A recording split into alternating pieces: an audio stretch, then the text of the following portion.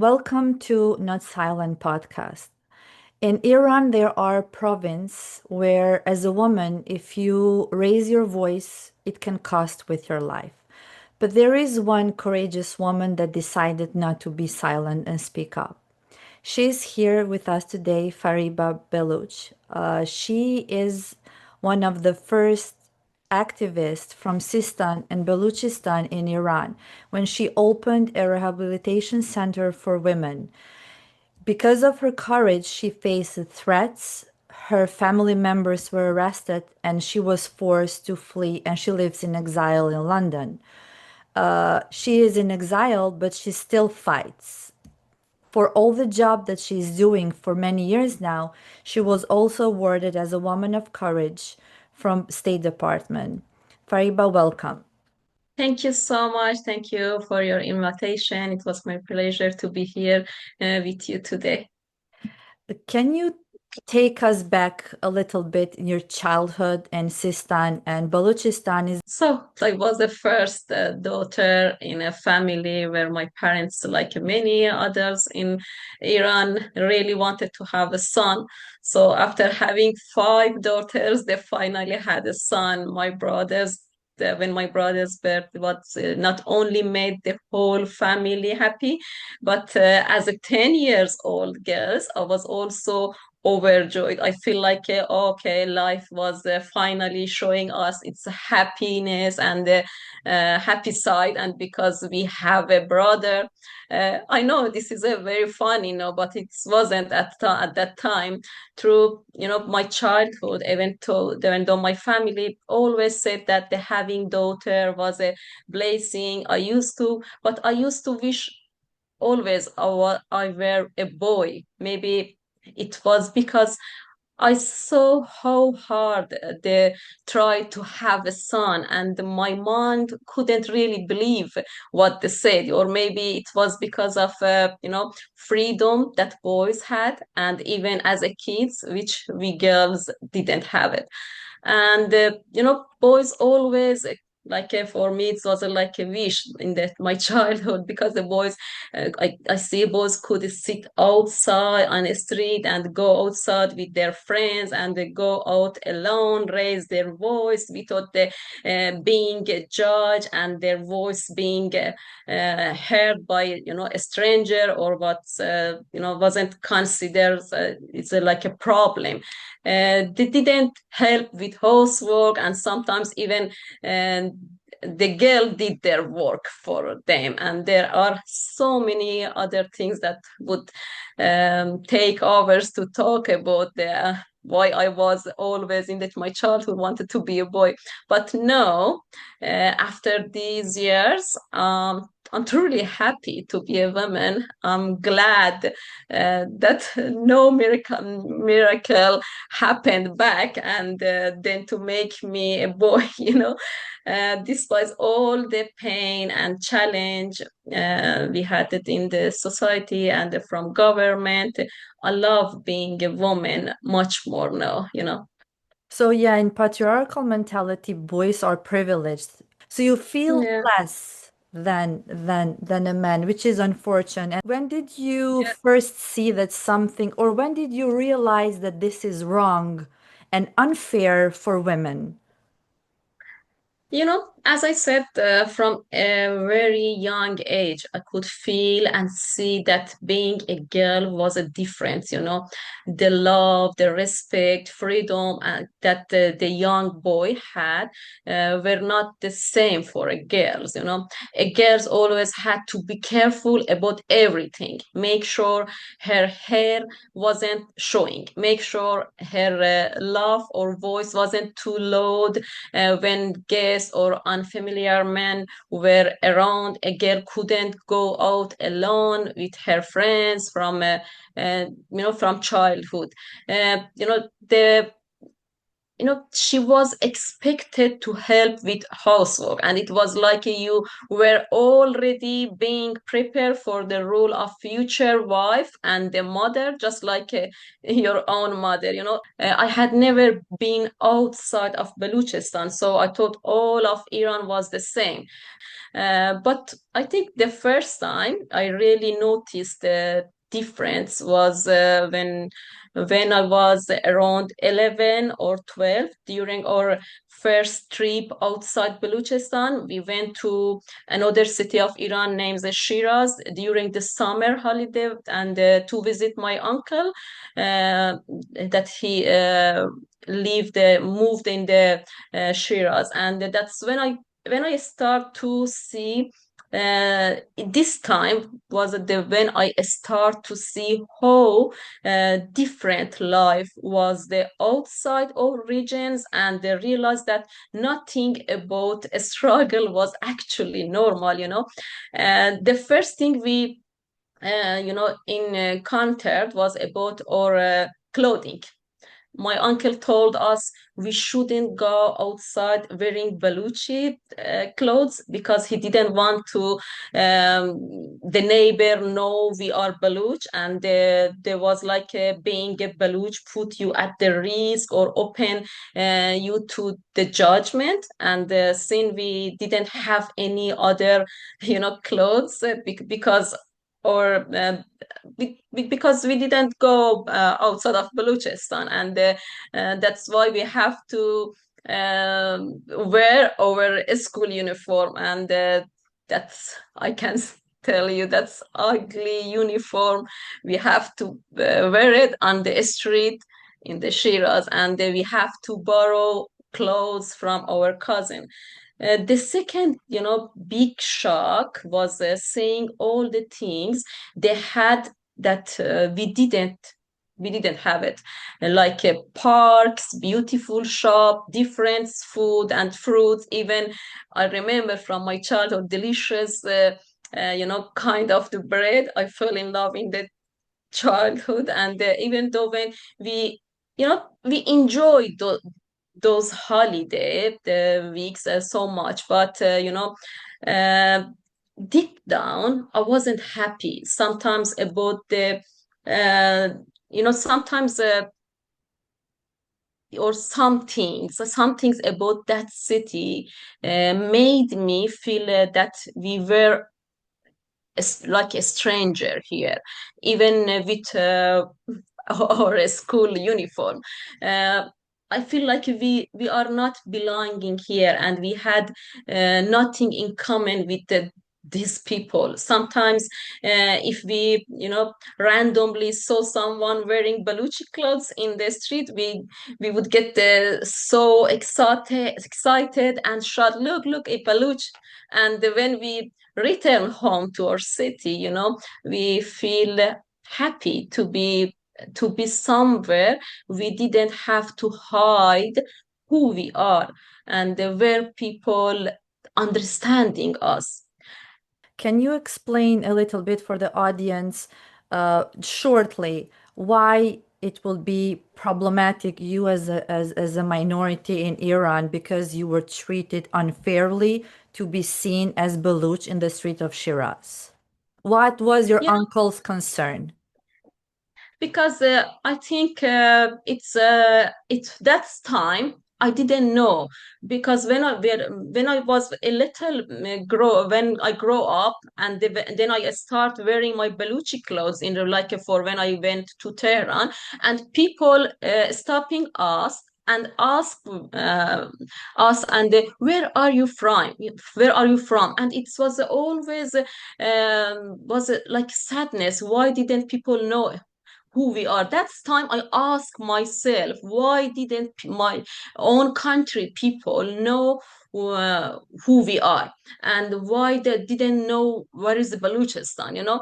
But when I grow up, and then I feel every discrimination that's from the government, and it was a propaganda by the government. And I tell you, the government always show the people outside of Balochistan, not real face of the Baloch people, that show the one that the propaganda one, because we are different in the, especially in the religious, the government's religious, the country's religious is a Shia, and Baluch people it was a Sunni, and the government was like a, they don't like a Sunni people because we like all culture or language, everything is was different, and uh, every time they see us like a, I don't know, enemy. I don't know why.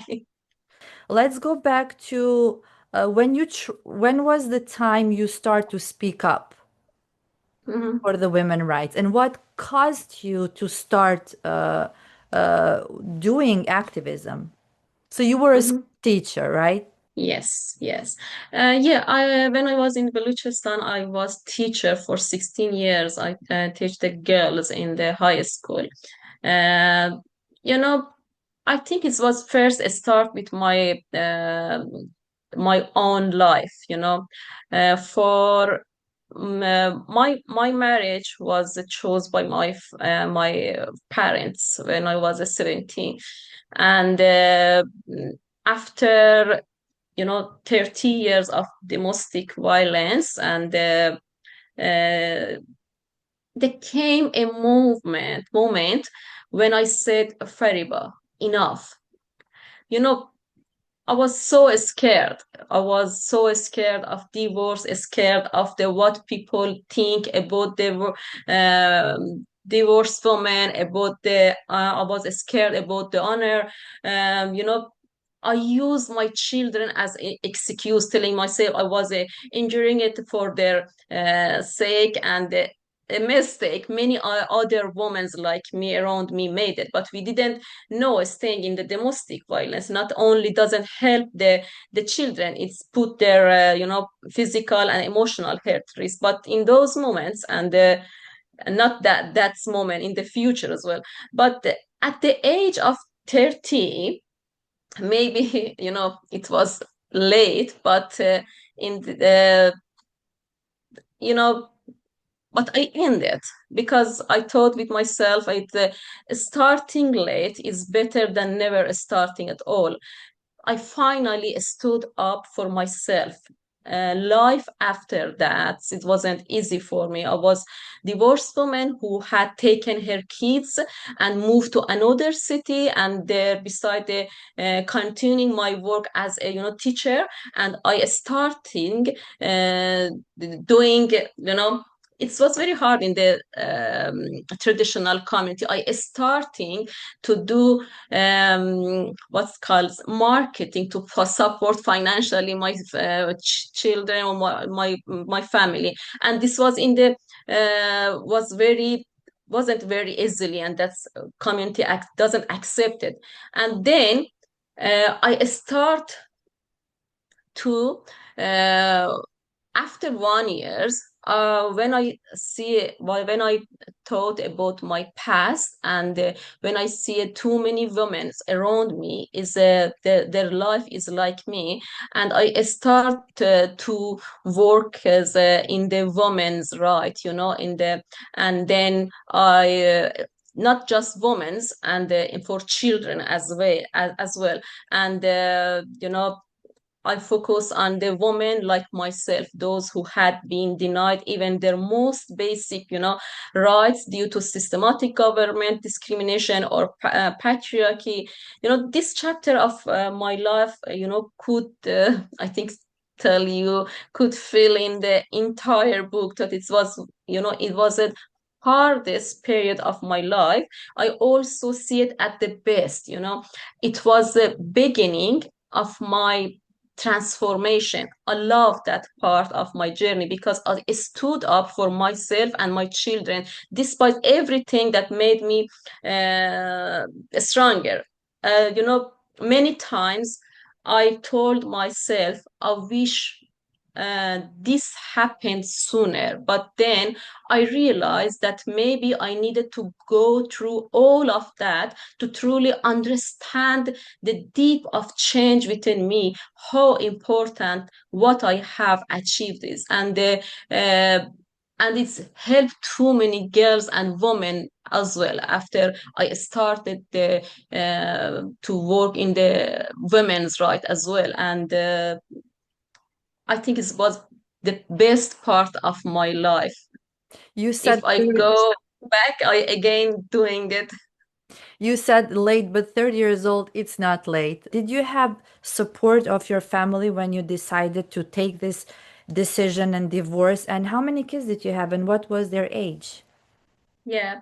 Uh, I have two kids. The kids that time my daughter was 1 years old and my son was 7 years old. And yeah, my family, uh, I think is from second years when after my marriage when they realized I under the violation, domestic violation, because they feel guilty.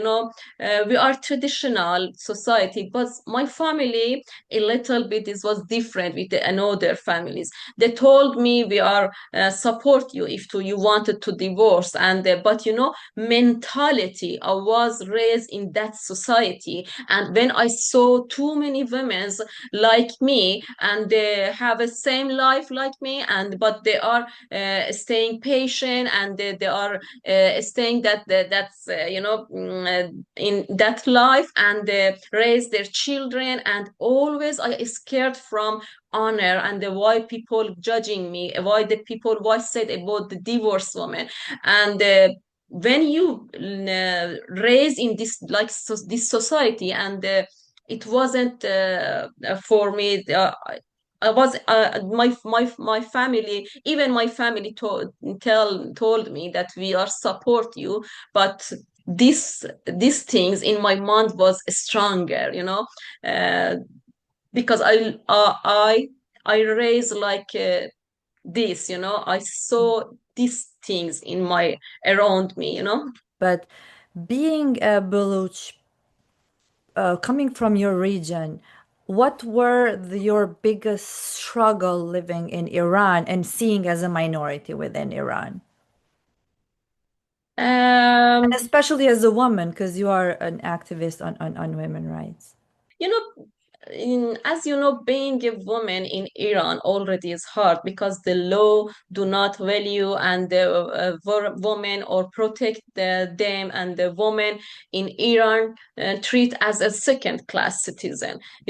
But being a Baluch woman in Iran is even harder. Baluch women experience, intersectional discrimination, and for being a woman, for being a Baluch, and for being a Sunni Muslim, this makes you like a fourth class citizen.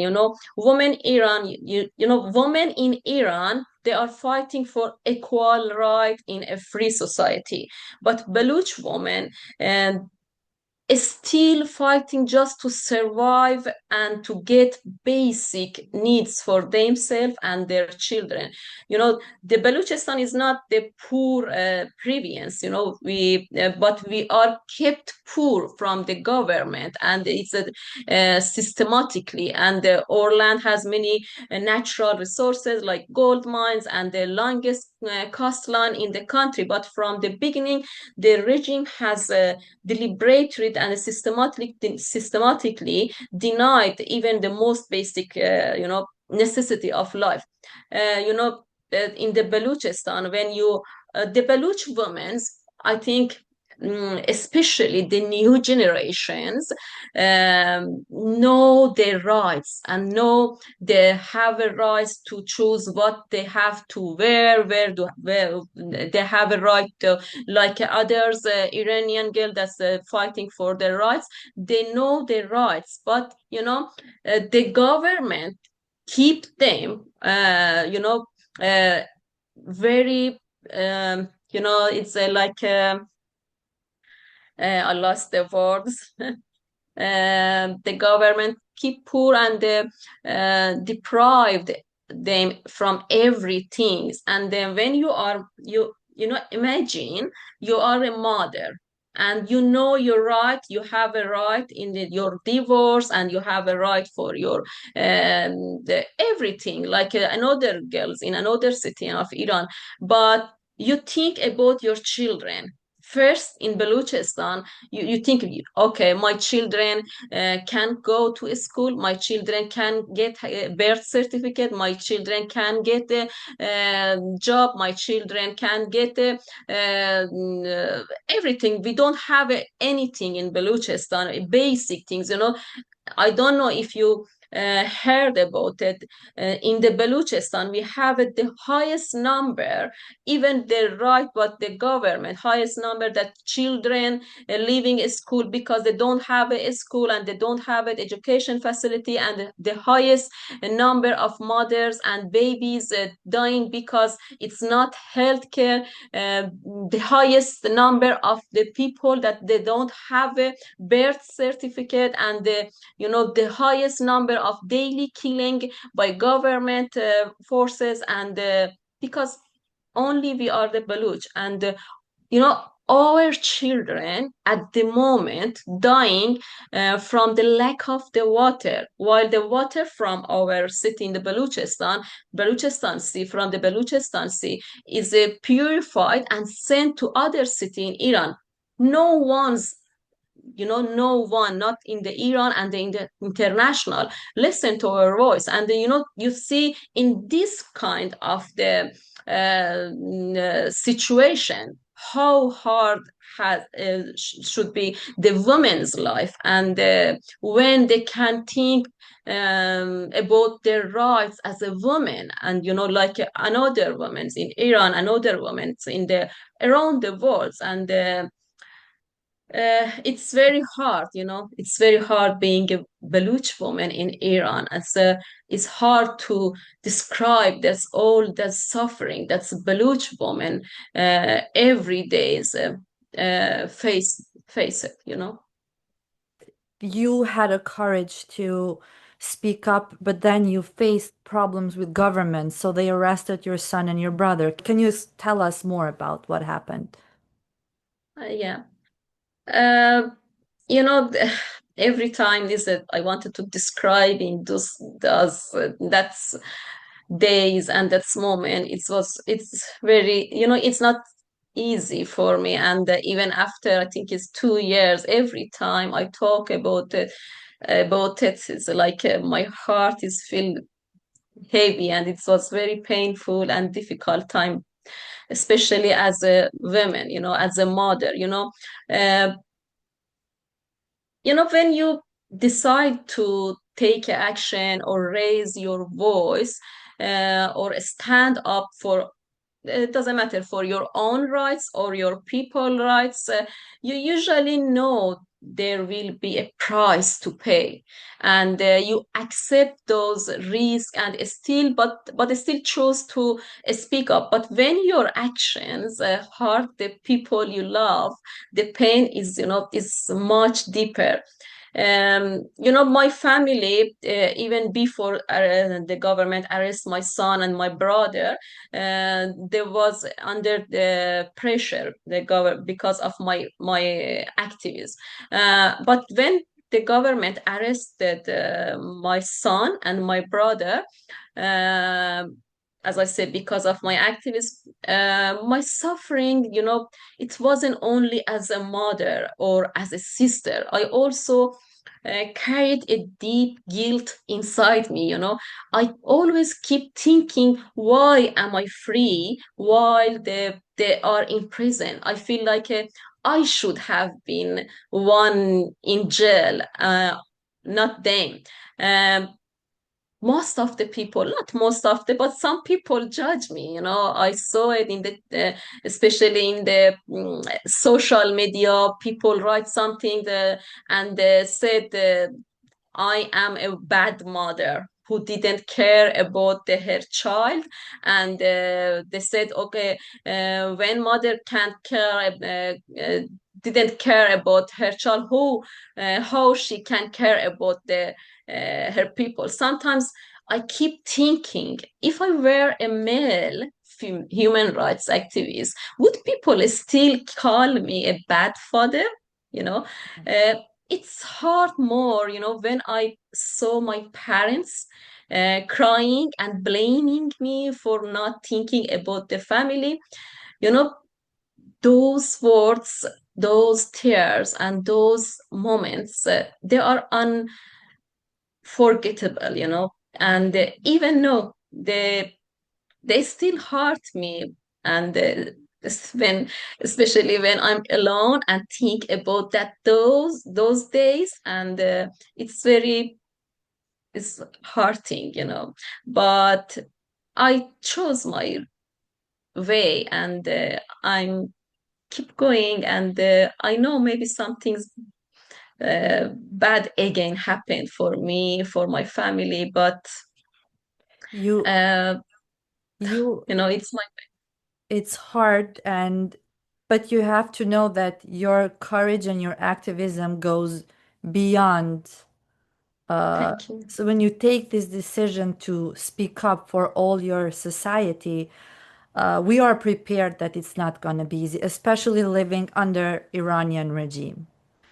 And it takes courage. That's why you've been awarded as a woman of courage by the State Thank Department, you. because it's not easy to do those things. They're gonna attack those who you love the most. So in this case, Yeah, your son exactly. and because they know it hurts more than if they would arrest you. So how Yeah. long they have been in prison, and for what? Why they Um, were trying, so basically they were trying to silence you. Yes, yes. That my son and my brother. My son was in the UK, and he didn't do anything wrong. He was a teenager boy, 18 years old teenager, and he just come back to home because he wanted to visit the family. And he always said, "Mom, I didn't do anything wrong. So why they?" I always was as a mother was a worry, and I told him don't go, and he said I didn't do anything wrong, why they should arrest me? And I said, okay, I know you didn't do anything wrong, but they are wanted to put the pressure on me, because before that they arrest my son or my brother, they fire my brother from work, and they said you are not like you can't work here because of your sister, and they fired him. And my son come back to Balochistan before he arrived home, and they arrested him with my brother, and my brother was in the Balochistan, and he didn't do anything wrong, and just because he was in my he went to bring my son from the airport to home, and then arrested two of them and put it in the prison for 44 days. And after that they are for 2 years they took my son's passport, and they didn't allow him to leave the country. And we put it it's a very they wanted something, I don't know in English, sorry, it's a like a bill to release them, yeah. And they put a pressure on my dad and my mom. They are old people, and every night they took them, and they put a pressure and told them, you have to tell your daughter to be silent. And one night I see my phone called, and when I picked it was my sister, and she was crying, and she told me, Fariba, please stop this. They told our parents, we know where your daughter live in London, and killing her and deleting her is very easy for us, and but we want to she call us and say for forgiveness, and say okay, I'm stopping, and you have to release my son, and after that I will be silent. And my mom called me, and she just crying, and Fariba, please stop it, they will execute your son, and why you are not thinking about your son? And I said, Mom, I thinking about my son. I fighting for my son. I fighting for my daughter. I fighting for another uh, people, another moms that because of their son. Because I am a mother. That's why I'm fighting. Because I don't want it that experience they are experience the pain that all of us experience for because of the Baluch, being a Baluch in all whole my our life. And my mom told me, Fariba, you think it's your voice will be here with by someone. Nobody cares about the Baluchistan. Nobody hear your voice. And I remember I told my mom, and yeah, I remember she told me, you can see too many political men in from the Balochistan. Is for many years they are actives about the Baluch rights in outside in Iran, but nothing happened and nobody heard, listen to Baluch people or care about Baluch people. I just say, Mom, I am a woman, and I know one day people listen to me, and you know, always she said, my mom cried and said, you are just one person. You can't change anything.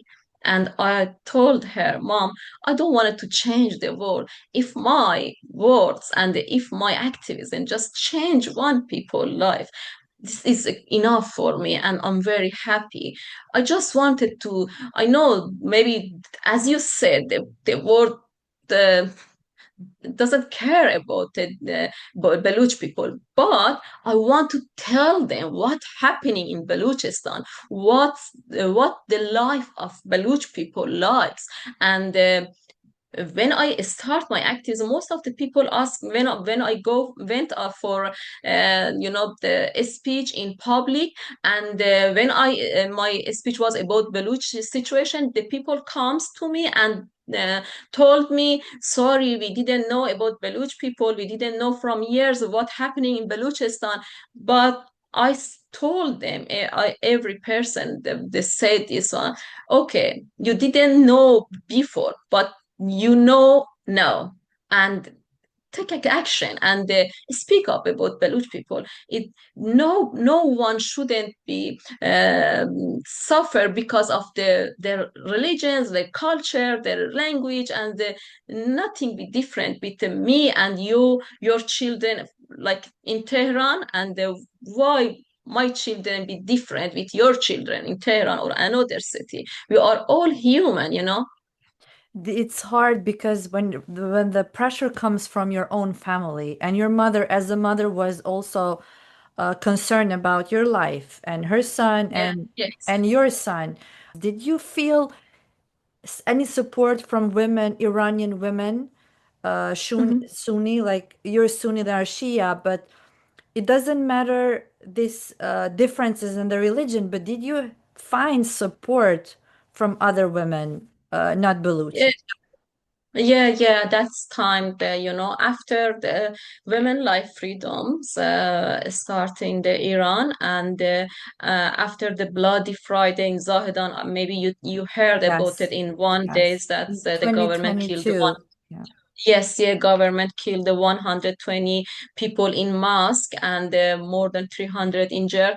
And when I start to speak in the public, and the people, when they heard about the Balochistan, and they came to me, and too many women and the people, especially in the outside, when in London, they support me that time. Yeah, when my son and my brother was in the prison, and they support me, and they call me, and how we can help you, and especially not just in outside. I get too many support from inside Iran. um, it was you know especially in Balochistan. I remember I got too many message from Balochistan, and they told me, we are your son. We are your brother. You did everything for us. What we do for you? Don't worry. We are your side. We support you. And it was, give me the energy. And it was like, okay, I'm not alone. And I know my mom or my parents or my sister not just worried about my son or my brother, as you said, they are worried about myself as well as their sister and their daughter.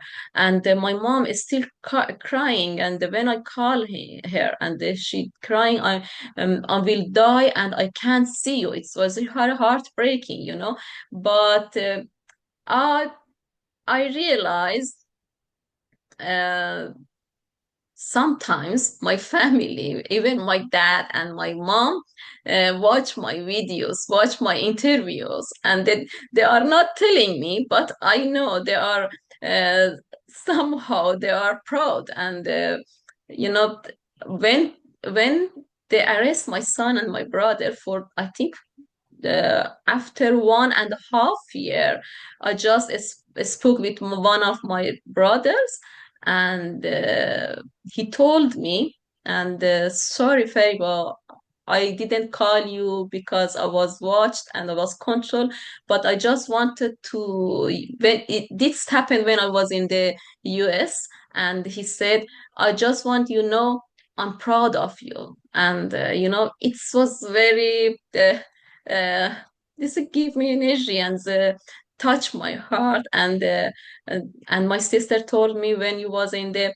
White House and they were watching your videos, and mom said, bring it to me, I wanted to watch it as well, and yeah.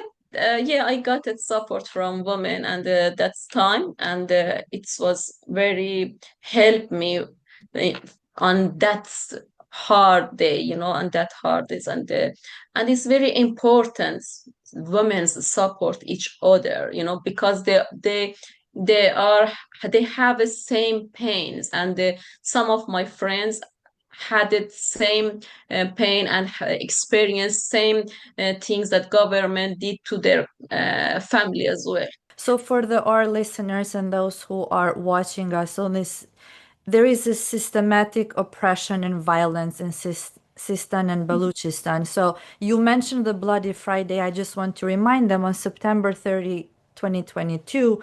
So Iranian forces killed over 100 protesters and worshippers in Zahdan, and they just go into Beluchi and they shoot people, they shoot women.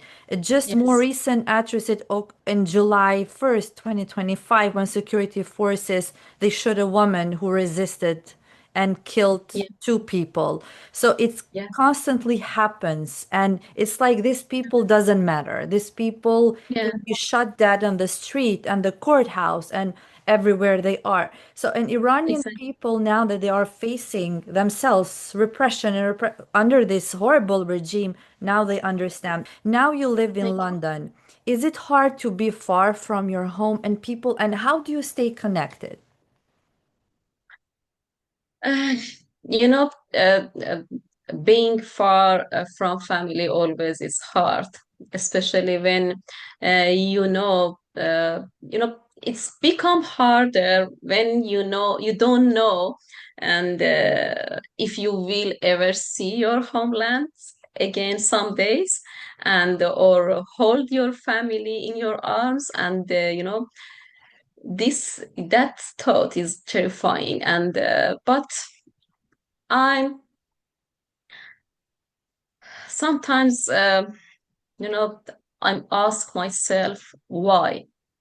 For what crime should we prevent it from seeing our family just because we speak about the pain and suffering of our people? We have we have done nothing wrongs. We have not fought anyone or kill anyone with weapon like a Iranian regime. We didn't kill women. We didn't kill children. Like people in free countries, we only ask for, you know, the rights of our people and a life with dignity. But it has cost me, separate from my family.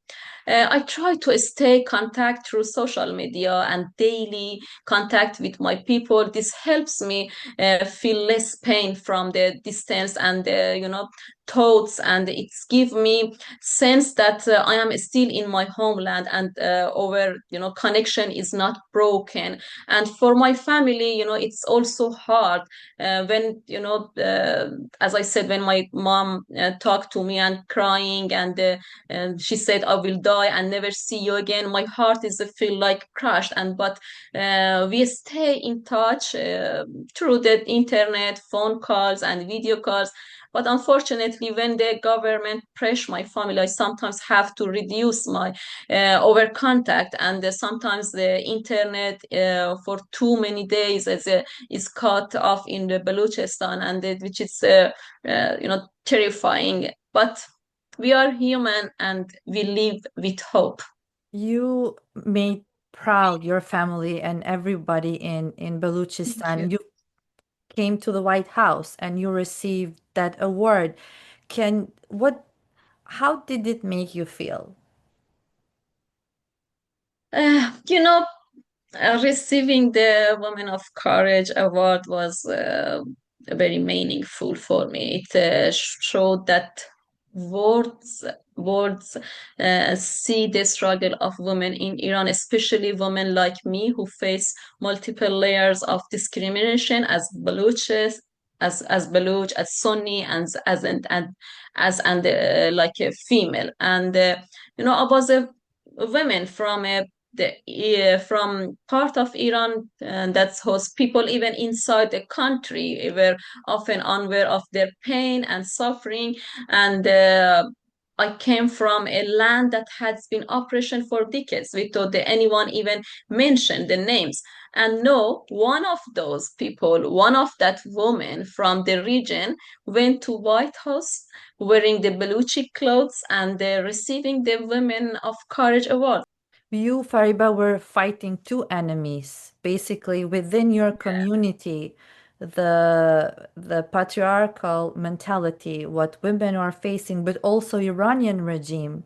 So you Yeah. have to deal with both sides. What would you say if you could meet a Iranian official government in front of you?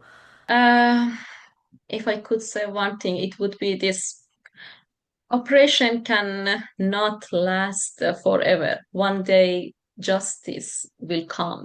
One day you will be held accountable in court and before justice for all the